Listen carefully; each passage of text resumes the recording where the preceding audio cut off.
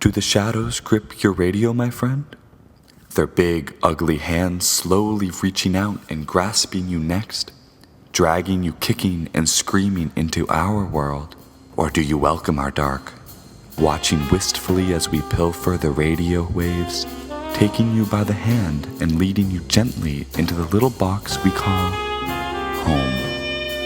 Regardless of whether you are a captive audience or a willing participant, you are here once again for another installment of the Opulence Theater, and we thank you for that.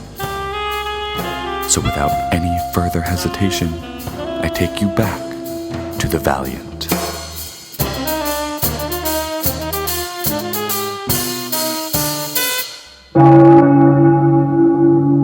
Midnight, the bell says, as a reverent hush falls over the city. In this void between the innocents going to bed and the vagrants crawling out to play. But one particular vagrant crawled out a little too early, breaking the important law of nightlife in St. Nowhere.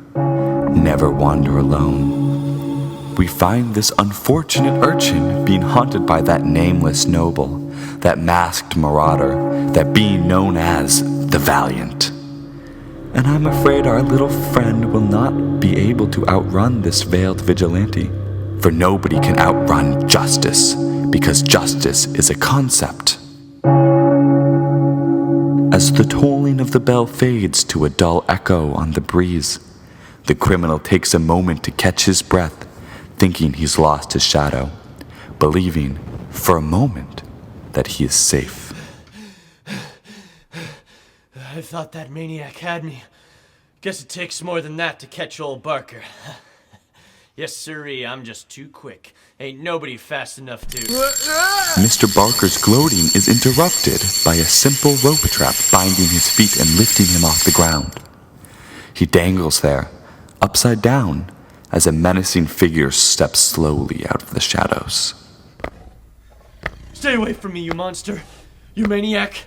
You'll pay for this. Nobody nabs old Barker, you hear? And Barker don't squeal neither, so good luck. I ain't telling you nothing. Is that a knife? What are you gonna do with that, huh? Stay back. I said stay back. Back, you maniac. Help! Somebody help! Help! The night passes slowly, as all nights do in St. Nowhere, but at long last the day breaks. We find our heroes already hard at work. Sally, Chief Jolson, somebody slipped this note under my door last night. What is it? It looks like a confession. From whom? A fellow named Leo Barker. It seems someone really had him on the ropes last night. This guy named names, gave us locations, all information about this puppet master and his doings. Seems like this guy was a priority man. May I see that paper, Howard? Surely. I thought that name sounded familiar. I filed Leo Barker's report this morning. My boys picked him up last night, or rather, they cut him down. He was hanging by his feet from a simple rope trap. The poor man looked horrified. Was he harmed? A bruise here or there, nothing alarming, though he kept muttering about a knife. Good thing you got this confession, Howard. We can't get the guy to talk at all. Sounds like somebody has our back. I'm pretty sure that somebody is the Valiant. And I, for one, am glad he's on our side. How do you know it was him? Call it a hunch. There's a name in this report that's mentioned a few times. Pimms. Ever heard of someone called Pimms? I can't say that I have. Pimms. I know of a Dr. Pimms across town. Do you think any of this is linked to that puppet master fellow we're looking for? It's the best lead we have. Perhaps she can tell us a little more about our new prisoner. We'll be sure to ask her all about Mr. Barker. You're coming with us, aren't you, Louise? Oh, I'm afraid not. The role of chief is a little busier than I expected it to be. Tell you what, I'll send one of my boys with you. Darville. You called, Chief? Yes, thank you, officer. This is Officer Darville. He's new to the force, but he has been invaluable in sniffing out crime dens. I think he could learn a lot from you two. Pleasure to meet you, Mr. Darville. You look familiar, officer.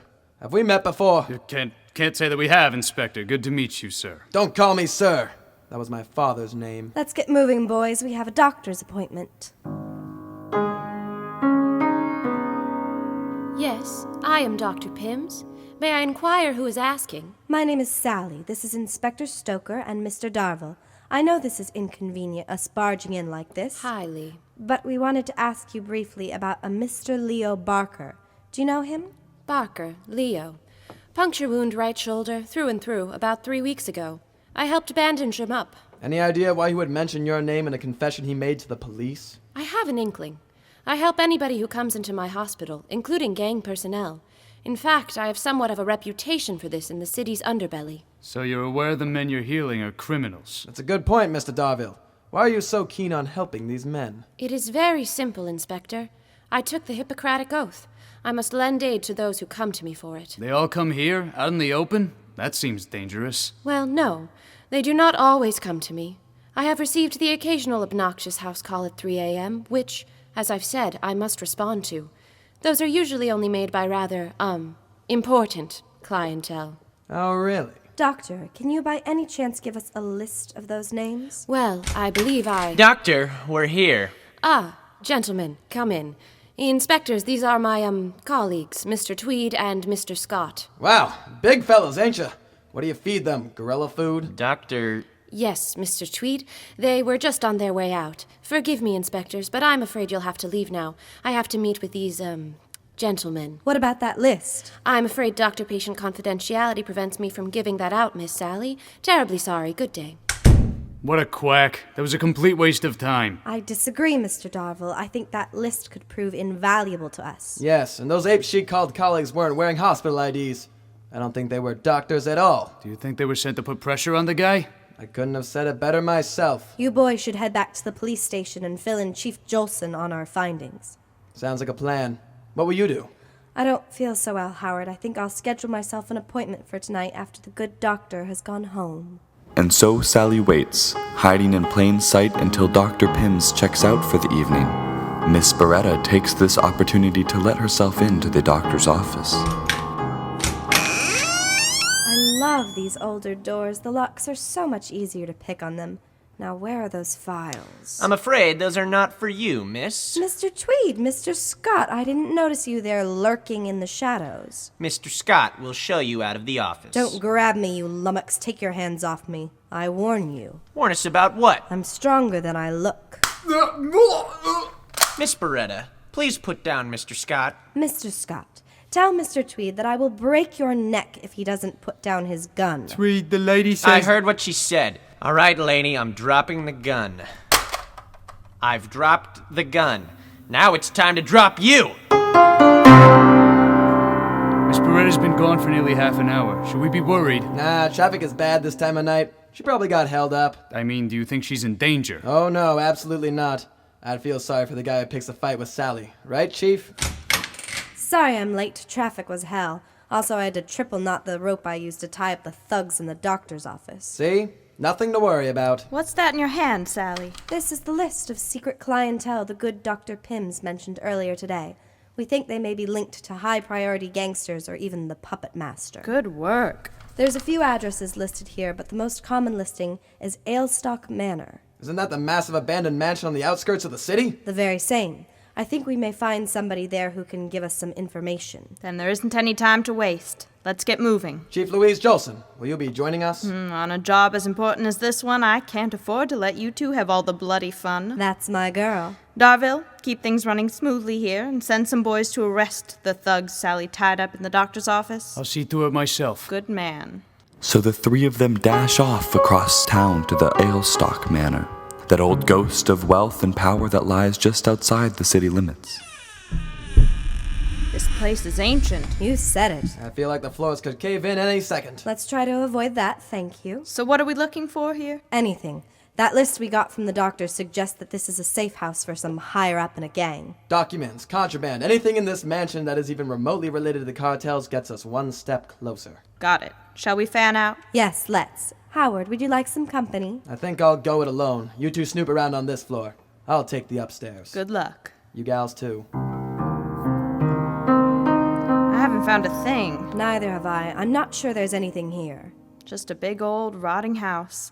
I mean, just look at this floor. It could cave in at any minute. It's all uneven, all these bumps under the rug. Almost like... Hinges! A A secret compartment, well spotted.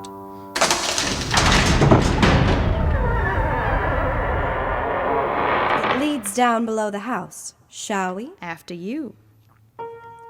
It doesn't go down very far. But this space is huge. This hallway looks like it runs the length of the property. I can only imagine what this place is used for. Louise? Yes, Sally? Do you find it odd that the doctor told us about the patients? Not particularly. But it does seem odd, doesn't it? The doctor didn't want us there, but she told us about her clients right away. Maybe she thought you'd leave faster. But then when those two brutes came into the office, she shut right up. She must have recognized them. But Sally, that makes no sense. Why would she have even mentioned the list if she's working with those two? Because they wanted us to come here. It's a trap. Now! Get down! Thank goodness this table was conveniently here for cover. Otherwise, we'd be Swiss cheese. Damn, it's those two gorillas from the doctor's office. I thought I left them tied up. They must have escaped before Darville got to them. I hope he's all right. Let's worry about us first. Louise, try moving up on the left. Right. Nope, that is not going to happen. They've got us pinned.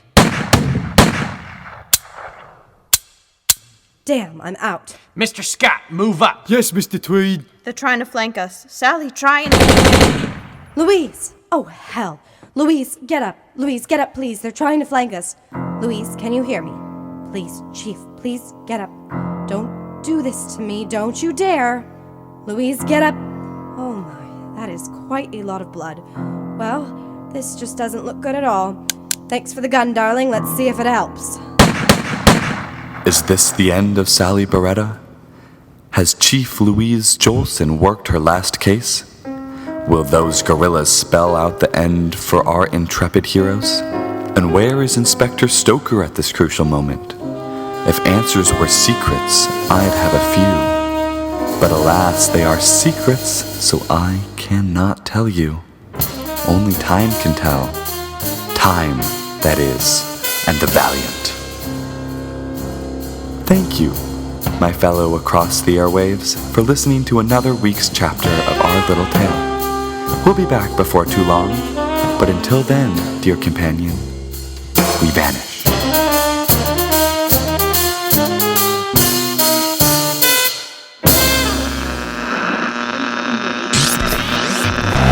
Hey, it's me, Bradley, here on Alternative on 91.2 WAQR. I just got this, note under the door, and it says, read on the air, and you're supposed to believe everything you read, so here goes. The Opulence Theater was made possible by WMFO, Sandbox Recording Studios, and the Tufts Podcasting Network. The show was produced by Imogen, Browder, and Emma Wold, engineered and audio produced by Ben Stern, and written and directed by Ed Rosini. The Opulence Theater theme was composed by Cooper Katz and McKim. The Opulence players were performed by Tyer, Beardsley, Paxton, Crystal, Christina Moore, Grace Oberhofer, Kira Patterson, and Ed Rosini, with Kenny Weitzman as the voice of the Shroud. If you want to learn more about the Opulence Theater or Wavejacked, go to www.wavejack.wix.com/TUTV. Okay.